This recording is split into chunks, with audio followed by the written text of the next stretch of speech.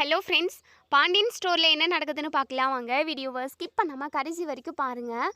இப்போ இங்கே நம்ம பாண்டியன் எப்படியாவது வீடு போய் சேர்ந்துடலாம் கோமதியை கூட்டிக்கிட்டு அப்படின்னு சொல்லிட்டு ஒரு கார் புக் பண்ணுறாங்க.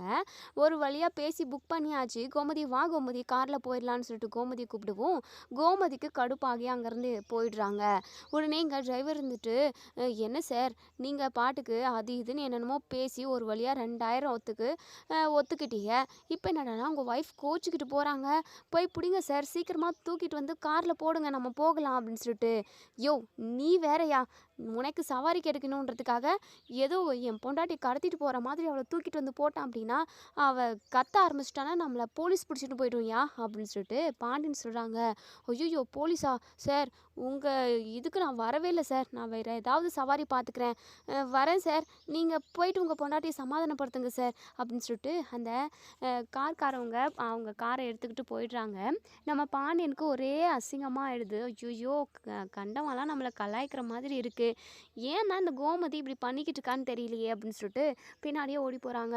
இல்லை கோமதி நில்லடி, ஏன்டி இப்படி என்ன நடக்க விட்டுக்கிட்டு இருக்க, ஏற்கனவே நடந்து நடந்து எனக்கு ரொம்ப டயர்டாகி போச்சு, இதுக்கப்புறம் நடக்க விட்ட அப்படின்னா உன் புருஷனை நீ உயிரோடு பார்க்க முடியாதுடி, நான் இங்கே போய் சேர வேண்டியது தான் அப்படின்னு சொல்லிட்டு பாண்டியன் வந்து சொல்கிறாங்க. நம்ம கோமதி இருந்துட்டு இங்கே பாருங்கள், உங்களை நான் என்ன என் பின்னாடியே நடந்துட்டு வாங்கன்னு சொன்னேன்னா இங்கே பாருங்கள், கண்டிப்பாக உங்கள் கூட என்னால் வரவே முடியாது, ஒழுங்காக உங்கள் வேலையை பார்த்துக்கிட்டு நீங்கள் பாட்டுக்கு போங்க அப்படின்னு சொல்லிட்டு இங்கே நம்ம கோமதி கிட்ட, அதாவது கோமதி வந்து பாண்டியன் கிட்ட சொல்கிறாங்க. ஸோ இங்கே பாண்டியன் இருந்துட்டு ஏய் நில்லடி அப்படின்னு சொல்லிட்டு கையை பிடிச்சி கூட்டிகிட்டு வந்து ஒரு கோவிலில் உட்காடுறாங்க. ஏங்க என்னை விடுங்கங்க, எதுக்காக தேவையில்லாமல் நீங்கள் வம்பு பண்ணிக்கிட்டு இருக்கீங்க, போய் உங்கள் வேலை என்னமோ பாருங்கள், போய் கடையை ஓப்பன் பண்ணி கடையில் உட்காருங்க, கடையில் உட்காந்திங்க அப்படின்னாவது நீங்கள் 4 ரூபாய் சம்பாதிச்சு 4 கடை வைக்க முடியும்ல அப்படின்னு சொல்லிட்டு கோமதி திமுறாவும் வெறுப்பாகவும் கோவமாகவும் பேசிக்கிட்டே இருக்காங்க. என்ன கோமதி உன் பிரச்சனை தான் என்ன, ஏன் என்ன ஏதுன்னு என்கிட்ட தெளிவாக உட்காந்து பேசு கோமதி, எனக்குமே ஒன்றுமே புரியல, அதாவது நீ எதுக்காக இப்போ கோவப்பட்டுக்கிட்டு வெளியே வந்திருக்கேன்னு கூட எனக்கு தெரியல கோமதி, உன் மனசில் என்ன இருக்குன்னு சொல்லிட்டு என்கிட்ட சொல்லு, நான் அதை உட்காந்து கேட்குறேன், அந்த விஷயம் எனக்கு நியாயமாக பட்டுது அப்படின்னா கண்டிப்பாக நான் அதுக்கு உனக்கிட்ட மன்னிப்பு கூட கேட்டுறேன் கோமதி, நீ என்ன பண்ணணும்னு சொல்கிறியோ அதை கண்டிப்பாக நான் பண்ண தயாராக இருக்கேன் அப்படின்னு சொல்லிட்டு இங்கே நம்ம பாண்டியன் ரொம்பவே கீழே இறங்கி பேசுகிறாங்க. கோமதிக்குமே கொஞ்சம் மனசு இறங்கி வராங்க. ஸோ இங்கே பாருங்கள், ஏதோ நீங்கள் இவ்வளோ கெஞ்சி கேட்குறதுனால தான் சொல்கிறேன், இங்கே பாருங்கள், வீட்டில் இருக்க பொம்பளைங்கன்னா வீட்டில் உள்ள ஒட்டுமொத்த வேலையும் செஞ்சுக்கிட்டு ஒரு வீட்டு வேலைக்காரி மாதிரி தான் இருக்கணுமா, ஏங்க நீங்கள் எல்லாருமே அப்படி நினைக்கிறீங்க அப்படின்னு சொல்லிட்டு. ஐயோ கோமதி, நான் உன்னை வேலைக்காரியெல்லாம் நினைக்கல கோமதி, பின்ன நான் அந்த வீட்டில் இருந்தேன் அப்படின்னா உங்களுக்கு ஒரு வேலையை செஞ்சு கொடுப்பேன், உங்களுக்கு சமைச்சு போடுவேன், அதே மாதிரி தான் பிள்ளைங்களுக்கும், மற்றபடி அதையும் தாண்டி நான் அந்த இடத்துல ஒன்றுமே இல்லைங்க, அதுக்கு வேலைக்காரங்க நீங்கள் வச்சுக்கிட்டீங்க அப்படின்னா அங்கே நான் தேவையே இல்லை, எனக்காக நீங்கள் யாருமே இல்லைங்க, நான் அங்கே ஒருத்தி இருக்கேன், நான் சாப்பிட்டேனா இல்லையான்னு கேட்குறதுக்கு கூட எனக்கு ஆள் இல்லைங்க அப்படின்ற மாதிரி இங்கே நம்ம கோமதி வந்து சொல்கிறாங்க. ரொம்பவே ஃபீல் பண்ணுறாங்க. அதே சமயம் இங்கே நம்ம பாண்டியன் இருந்துட்டு கோமதி இதான் உன் பிரச்சனையா, நான் கூட என்னமோ பெரியதாக நினச்சிட்டேன், ஏங்க இதெல்லாம் பெரிய விஷயமா இல்லையாங்கங்க, நீங்கள் வேலைக்கு போகிறதா சொல்லி கடையில் போய் உட்காருங்க, ஏதோ சம்பாதிக்கிறீங்க, நான் இல்லைன்னெல்லாம் சொல்லலை, ஆனால் வீட்டில் உள்ள ஒட்டுமொத்த வேலையுமே நாள் ஃபுல்லாக செஞ்சுக்கிட்டே இருக்கணும், ஆனால் சும்மா நீங்கள் ஒரு வார்த்தையோடு முடிச்சிடுறீங்க, வீட்டில் தானே இருக்கா அவளுக்கு என்ன அப்படின்ற மாதிரி, ஆனால் நாங்களும் வீட்டில் வேலை செஞ்சுக்கிட்டு தாங்க இருக்கோம், நாங்கள் ஒவ்வொரு வேலையும் இன்றைக்கெல்லாம் வேலை ஏதாவது ஒரு வேலை இருந்துக்கிட்டே இருக்கும், வேலைக்கு போனோம் அப்படின்னா கூட வெளியில் அங்கே ஏதோ ஒரு வேலையோடு செஞ்சுட்டு வீட்டில் வந்து கொஞ்ச நேரம் ரெஸ்ட் எடுக்கலாம், ஆனால் வீட்டில் இருந்தோம் அப்படின்னா கண்டிப்பாக அப்படியெல்லாம் நம்ம நினைக்கவே கூடாது, ஏதாவது ஒரு வேலை இருந்துக்கிட்டே இருக்குங்க, ஆனால் நீங்கள் யாருமே நான் மதிக்கிறதில்ல, நான் சொல்கிறதுக்கு யாருமே ஒரு மதிப்பே கொடுக்கறது கிடையாது, நீங்களாம் ஒரு முடிவு எடுப்பீங்க, அதுக்கு நாங்கள் ஓகே சொல்லணும், அது மட்டும் இல்லாமல் நான் ஏதாவது சொன்னேன் அப்படின்னா கூட அதுக்கு நீங்கள் ரெஸ்பான்ஸ் பண்ணுறதில்ல, இங்கே பாருங்கள், இனி அந்த வீட்டுக்கு வரவே கூடாதுன்னு நான் முடிவு எடுத்துட்டேன், தயவு செஞ்சு என்னை விட்டுட்டு இங்கேருந்து போயிடுங்க, நான் எங்கேயாவது போய்க்கிறேன் அப்படின்னு சொல்லிட்டு. கோமதி தப்பு தான் கோமதி, மிகப்பெரிய தப்பு தான், இப்படியெல்லாம் நான் பண்ணியிருக்க கூடாது தான், இங்கே பாரு கோமதி, நான் என்ன சொல்ல வரேன் அப்படின்னா நீயும் வீட்டில் எவ்வளோ வேலை செஞ்சு கஷ்டப்படுற, அதை நான் நல்லாவே இப்போ புரிஞ்சுக்கிட்டேன், அது மட்டும் இல்லாமல் இனிமேல் நீ கரெக்டாக சாப்பிட்டியா, கரெக்டான டைமுக்கு டேப்லெட் போடுறியான்றதை எல்லாத்தையுமே நான் நோட் பண்ண போகிறேன், நான் தான் உனக்கு டேப்லெட்ஸ் எல்லாமே கொடுக்குவேன், நீ கவலைப்படக்கூடாது சரியா, இதுக்கப்புறம் நீ எதுக்காகவும் நீ கலங்கி நிற்கவே கூடாது, முக்கியமாக வீட்டை விட்டு வெளியே வரேன்னு சொல்லிட்டு இந்த வார்த்தை மட்டும் உனக்கு எப்பவுமே வந்துடக்கூடாது சரியா, வா நம்ம இப்போ வீட்டுக்கு போவோம், வேறு எந்த பிரச்சனையாக இருந்தாலும் உன் மனசில் ஏதாவது ஏதாவது ஒரு விஷயம் இருந்தாலுமே கண்டிப்பாக நீ என்கிட்ட சொல்லலாம் கோமதி. உனக்கு பிடிச்ச மாதிரி நீ அந்த வீட்டில் இருக்கலாம். அது மட்டும் இல்லாமல் உனக்கு ஏதாவது நான் வேலை செஞ்சு கொடுக்கணும் அப்படின்னா கூட எனக்கு ஓகே தான். மற்றபடி உனக்கு வேறு என்ன வேணும், வேறு என்ன வேணும்னாலும் நான் செஞ்சு கொடுக்கறதுக்கு ரெடியாக இருக்கேன் கோமதி, சொல்லு கோமதி அப்படின்னு சொல்லிட்டு இங்கே நம்ம பாண்டியன் வந்து ரொம்பவே கீழே இறங்கி பேசுகிறாங்க. ஸோ இது எல்லாத்தையுமே பார்த்துக்கிட்டு இருந்த கோமதிக்கு மனசு மாறிடுது. உடனே நம்ம பாண்டியன் மேலே அவங்களோட நெஞ்சு மேலே சாஞ்சிக்கிறாங்க. ஏங்க என்னை மன்னிச்சிடுங்க, உங்களை ரொம்ப தூரம் நான் நடக்க விட்டுட்டேன்ல.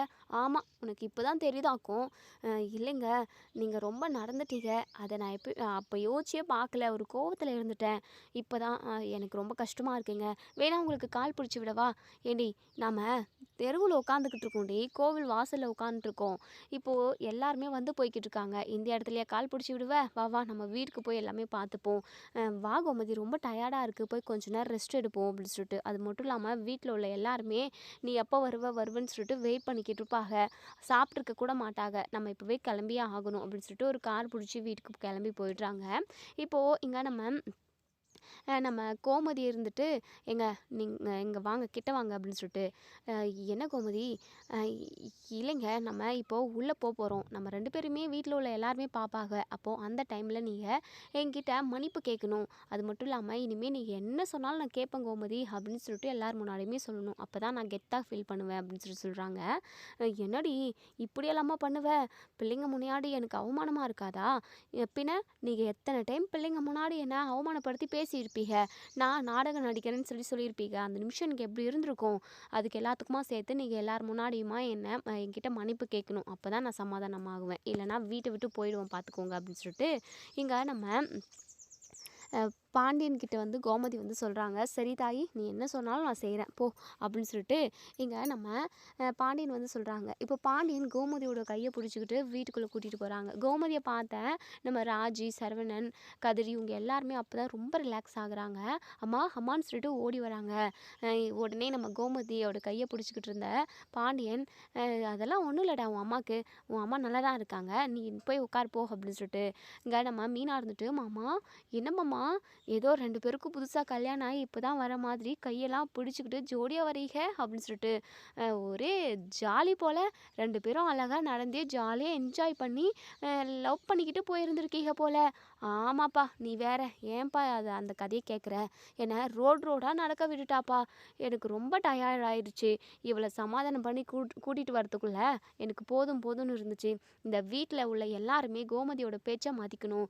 கோமதியை யாரும் எதிர்த்து பேசவே கூடாது. இங்கே பாரு கோமதி, இத்தனை நாள் நாங்கள் தெரிஞ்சோ தெரியாமலோ ஏதாவது தப்பு செஞ்சுருப்போம். அதுக்கு எல்லாத்துக்குமா சேர்த்து என்னை மன்னிச்சிரு கோமதி அப்படின்னு சொல்லிட்டு பாண்டியன் சொல்கிறாங்க. எல்லாருக்குமே ஒரு மாதிரி பயங்கர அதிர்ச்சியாக தான் இருக்குது. இப்போது நம்ம கோமதிக்குமே ரொம்ப சந்தோஷமாக இருக்குது. உடனே இங்கே நம்ம அரசு இருந்துட்டு, ஏம்மா இப்படியெல்லாம் பண்ணுற? இனிமேல் வீட்டை விட்டு போகிறேன்னு சொல்லிட்டு எங்கேயாவது போயிட போகிற. கண்டிப்பாக நீ இல்லை அப்படின்னா அந்த வீடே வெறிச்சோடி போயிடுமா. நீ தாம்மா இந்த வீட்டில் எல்லாமே. அப்படி இருக்கிறப்போ இது எல்லாத்தையுமே தெரிஞ்சுக்கிட்டோம் நீ எங்களை விட்டுட்டு போகணும்னு நினச்சிருக்க பாரு. நான் உங்க கூட பேசவே மாட்டேன் போமா அப்படின்னு சொல்லிட்டு. அரசிமா, சாரி அரசிமா, என்ன பண்ணுறது? நானும் எத்தனை நாளைக்கு தான் இந்த வீட்டில் தாக்கு பிடிக்கிறது சொல்லு பார்க்கலாம். நீயே இந்த வீட்டில் இருக்கவே கூடாதுன்னு வெறுத்து போய் தான் நான் அந்த வீட்டை விட்டே கிளம்புனேன். உன் அப்பா என்னென்னமோ பேசி என் மனசை மாற்றிட்டாரு. சரி சரி, நீங்கள் எல்லாரும் சாப்பிட்டீங்களா அப்படின்னு சொல்லிட்டு. உடனே மீனா இருந்துட்டு, ஆமாம், நீங்கள் 2 பேரும் அப்படியே லவ் மூடில் போயிட்டீங்க. நீங்கள் எங்கே போயிருக்கீங்கன்னு சொல்லிட்டு நாங்கள் எல்லாருமே தவிச்சு போயிருக்கோம். இந்த நிலைமையில் சாப்பாடு வேறு யாத்த நாங்கள் இன்னுமே சாப்பிடவே இல்லை அப்படின்னு சொல்லிட்டு. உடனே சரவணனுமே, ஆமாம்மா, எங்கள் எல்லாருக்குமே ரொம்ப பசிக்குதுமா. உங்களை பார்த்ததுக்கப்புறம் தான் எங்களுக்கு பசி ஞாபகமே வருது. என்னடா திரும்பவும் ஐயோயோ அம்மா, நீ நினைக்கிற மாதிரிலாம் இல்லை. நாங்கள் உண்மையாகவே சாப்பாடை பற்றி யோசிச்சு கூட பார்க்கல. எல்லா நினைப்பும் உங்கள் மேலே தான் இருந்தது. நீங்கள் எப்போ வருவீங்கன்னு சொல்லிட்டு காத்துக்கிட்டு இருந்தோம். மற்றபடி வேறு எதுவும் நான் மனசில் நினைக்கலம்மா. தேவையில்லாமல் இப்போவும் தப்பாக புரிஞ்சுக்கிட்டு நான் வீட்டை விட்டு போகிறேன்னு சொல்லிட்டு கிளம்பி போயிட போகிறேம்மா அப்படின்னு சொல்லிட்டு. உடனே பாண்டியன் இருந்துட்டு, ஏலே உனக்கு என்னடா சொன்னேன் நான்? போயிட்டு கடையை திறந்து வைந்தான்னு சொன்னேன். எத்தனை நாள் லீவ் கொடுக்கறது கடைக்கு? இங்கே பாரு, நான் சொல்கிற பேச்சே நீ இப்போல்லாம் கேட்குறதில்ல பார்த்துக்கோ அப்படின்னு சொல்லிட்டு. இல்லைப்பா, அம்மா எங்கேயோ போயிட்டாங்க. அம்மா எங்கே இருக்காங்க, என்ன பண்ணுறாங்கன்னு தெரிஞ்சுக்காம எப்படிப்பா நான் போய் கடையை ஓப்பன் பண்ண முடியும்? கடையை விட எனக்கு அம்மா தானேப்பா ரொம்ப முக்கியம் அப்படின்னு சொல்லிட்டு. எங்கள் கோமதிக்கு ரொம்பவே சந்தோஷமாக இருக்குது. பாண்டியன் இருந்துட்டு, இல்லை நான் தான் சொன்னேன்ல, கோமதிக்கு எதுவும் இல்லை, அவளை நான் பத்திரமா வீட்டுக்கு கூட்டிகிட்டு வந்துடுறேன்னு சொல்லிட்டு. அப்புறம் என்னடா உனக்கு?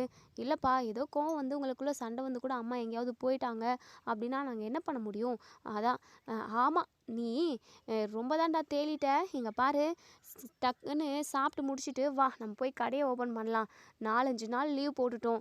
கடையை இப்படியே லீவ் போட, அதாவது இழுத்து மூடி வச்சுருந்தோம் அப்படின்னா இனிமேல் நமக்கு கடை மூலமாக ஒரு ரூபா கூட வரவே வராது. ஏதோ அந்த கடையை வச்சு தான் நம்ம பொழப்பே ஓடிக்கிட்டு இருக்கு. அது எல்லாமே தெரியும்ல சரவணா அப்படின்னு சொல்லிட்டு, சரிங்கப்பா இதோ கிளம்புறேன் அப்படின்னு சொல்லிட்டு சாப்பிட்டு முடிச்சுட்டு சரவணனும் நம்ம பாண்டியனும் கடைக்கு கிளம்பி போயிடுறாங்க. எங்கள் ராஜியுமே சரிங்க அத்தை, நீங்கள் திரும்ப வீட்டுக்கு வந்துட்டீங்க அப்படின்னா நானுமே கோவிலுக்கு போகலான்னு சொல்லி நினச்சிக்கிட்டு இருந்தேன். வாங்க அத்தை, நீங்கள் சாப்பிடுங்க அப்படின்னு சொல்லிட்டு, நான் சாப்பிட்டு மாத்திரம் போட்டேன் ராஜி, நீ சாப்பிட்டு இங்கே கோவிலுக்கு போகிறேன்னு சொன்னியே, போயிட்டு வந்துடு. சரிங்க அத்தை, நீங்கள் கொஞ்ச நேரம் படுத்து தூங்கி ரெஸ்ட் எடுங்க, போங்க அத்தை, ரொம்ப டயர்டாக இருப்பீங்க. அது மட்டும் இல்லாமல் நடந்தே எம்பிட்டு தூரம்னு சொல்லி போனீங்க அப்படின்னு சொல்லிட்டு மாமா சொன்னாங்க. நீங்கள் போய் ரெஸ்ட் எடுங்க அப்படின்னு சொல்லிட்டு சொல்கிறாங்க.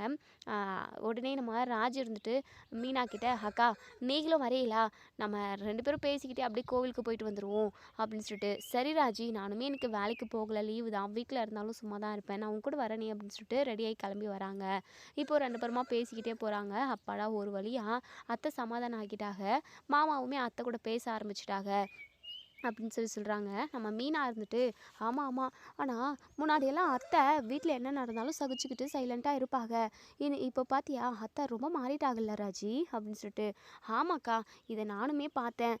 சரிக்கா வா, கோவில் வந்துருச்சு, நம்ம போய் சாமி கும்பிடுவோம் அப்படின்னு சொல்லிட்டு 2 பேருமா போய் சாமி கும்பிட்டுக்கிட்டு இருக்காங்க. அடுத்த ஒரு 1/2 ஹவர்லேங்க நம்ம சரவணனும் அதாவது அஞ்சலி இவங்க 2 பேருமா வண்டியிலேருந்து வந்து இறங்குறாங்க. நம்ம மீனாவும் ராஜியும் சாமி கும்பிட்டுட்டு கரெக்டாக வெளியே போகலான்னு போகவும் கரெக்டாக இவங்க 2 பேரும் வண்டியிலேருந்து வர்றதை பார்த்துட்டு பயங்கரமாக ஷாக் ஆகுறாங்க நம்ம ராஜி. இதுக்கு முன்னாடி நம்ம மீனா வந்து கோவிலில் பார்த்துருப்பாங்க நிறைய டைம் நம்ம சரவணனை. ஸோ இப்போது அவங்க 2 பேரும் ஒன்று மண்ணுமா, அதாவது நம்ம அஞ்சலி சரவணனோட தோள் மேலே கை வச்சுக்கிட்டு அவங்க 2 பேரும் சிரித்து பேசிக்கிட்டு வந்து நிற்கிறத பார்த்துட்டு இங்கே நம்ம ராஜியும் அப்படியே பயங்கர அதிர்ச்சி ஆகுறாங்க. நம்ம மீனா கிட்ட, அக்கா என்னக்கா இது, இது சரவணன் மாமா தானா, இல்லை அவரை மாதிரி இருக்கிற வேற ஆளா அப்படின்னு சொல்லிட்டு, ராஜி இது சரவணன் மாமா தான்.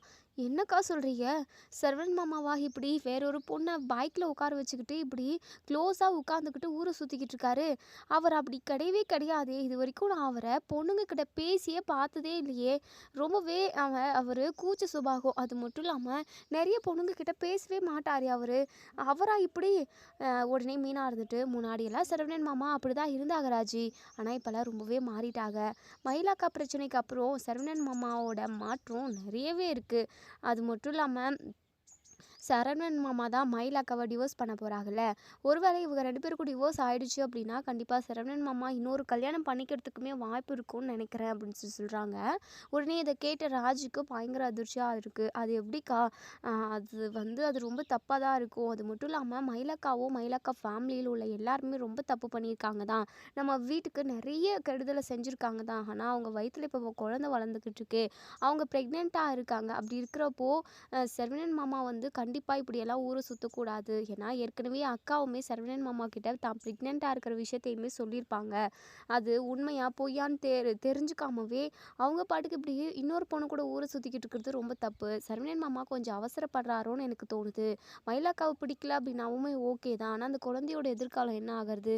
இதுக்கெல்லாம் ஒரு சொல்யூஷன் கிடைச்சதுக்கப்புறம் வேணா மாமா இன்னொரு கல்யாணத்தை பற்றி யோசிச்சிருக்கலாம். பிரச்சனை இன்னும் முடியவே இல்லை, சீரியஸாக போய்கிட்டு தான் இருக்குது.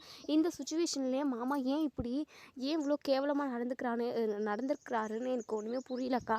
எனக்கு இது சுத்தமாக பிடிக்கலக்கா.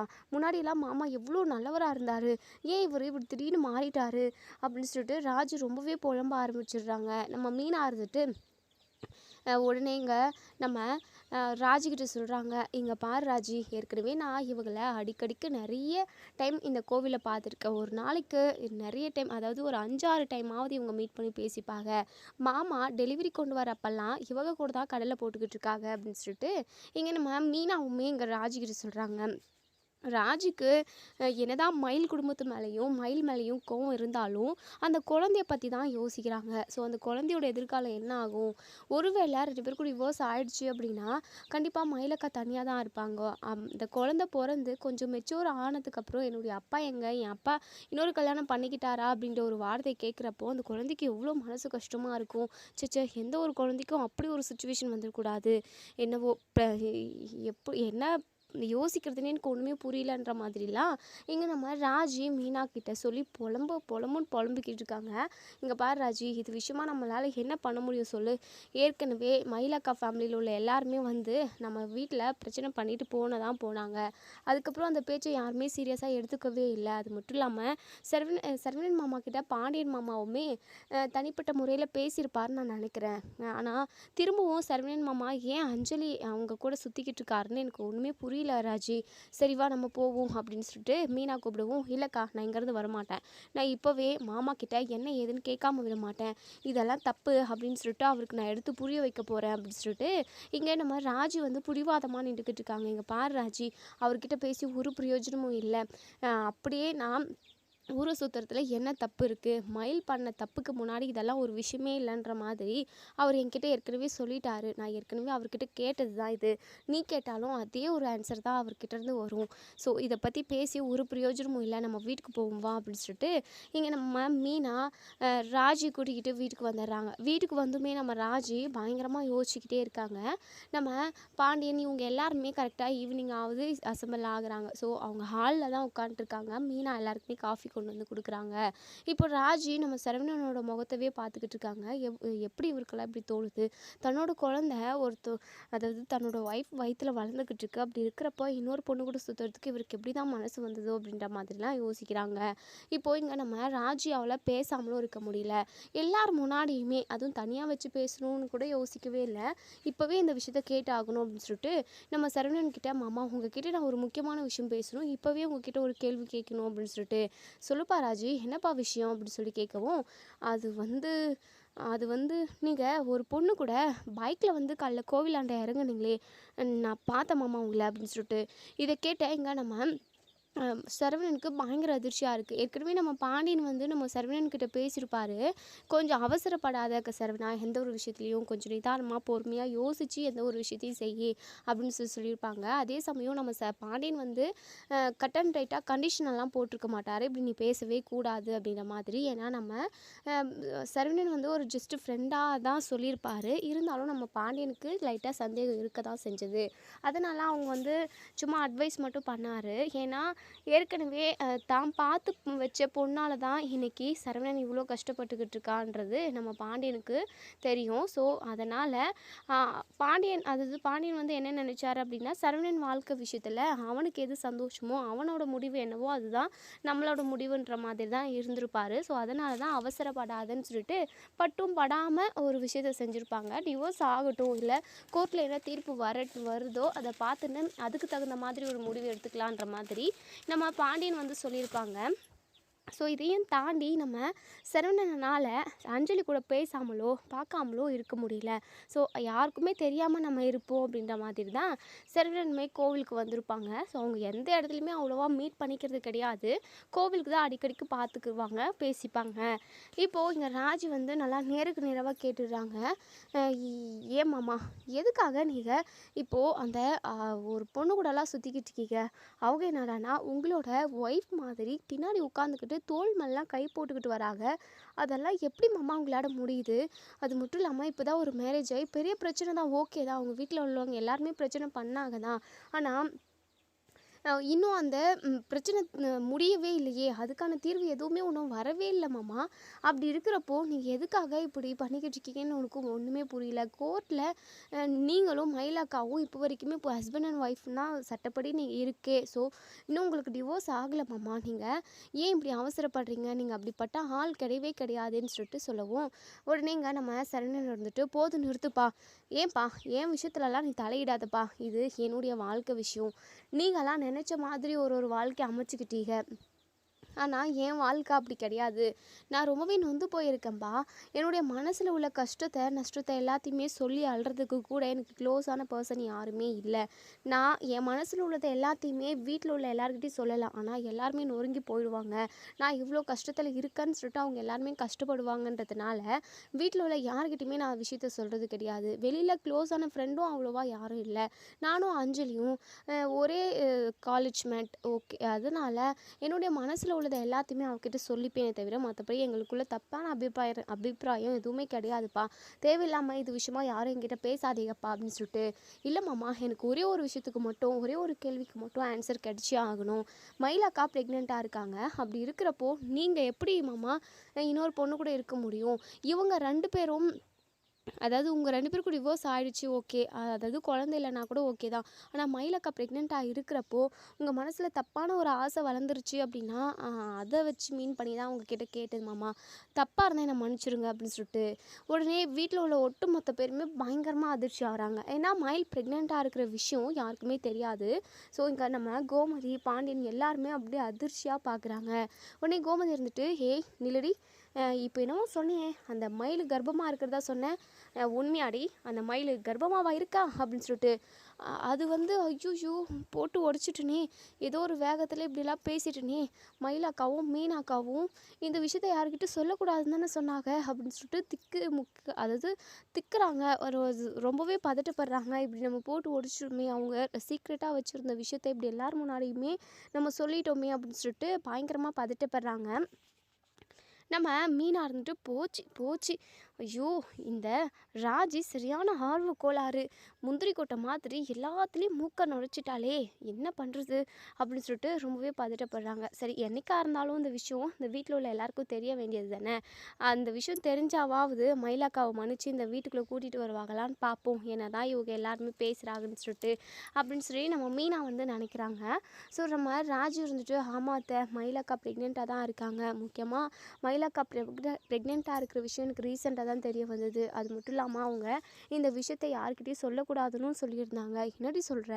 ஆமாத்த, அவங்க ப்ரெக்னெண்ட்டாக இருக்கிறதா அவங்கக்கிட்ட சொன்னோம், அதாவது நம்மக்கிட்ட எல்லாருக்கிட்டையும் சொன்னாங்க அப்படின்னா நம்ம யாருமே நம்ப மாட்டோம் அப்படின்னு சொல்லிட்டு அவங்க சொல்ல வேண்டாம்னு சொன்னாங்க. அதே சமயம் சரவணன் மாமாக்கிட்டேயுமே இது விஷயமா அவங்க பேசியிருக்காங்க போல். சரவணன் மாமா என்னென்னமோ பேசக்கூடாதெல்லாம் பேசி அக்காவோட மனசவே காயப்படுத்தியிருக்காங்க. அக்காவோட நடத்தையை பற்றி தப்பாக பேசியிருக்காங்க போல். இது விஷயமா அக்கா ரொம்பவே ஃபீல் பண்ணாங்க.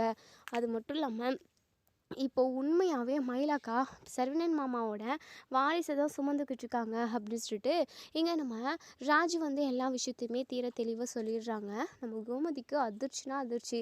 குழந்தைனா நம்ம கோமதிக்கு ரொம்ப பிடிக்கும். இந்த வீட்டோட வாரிசை யார் பெற்று கொடுக்க போகிறாங்க அப்படின்னு சொல்லிட்டு நம்ம கோமதி ஒவ்வொரு நிமிஷமும் எதிர்பார்த்துக்கிட்டு தான் இருந்திருப்பாங்க. ஸோ இந்த விஷயத்த கேள்விப்பட்டதுமே கொஞ்சம் சந்தோஷமாக தான் இருக்குது.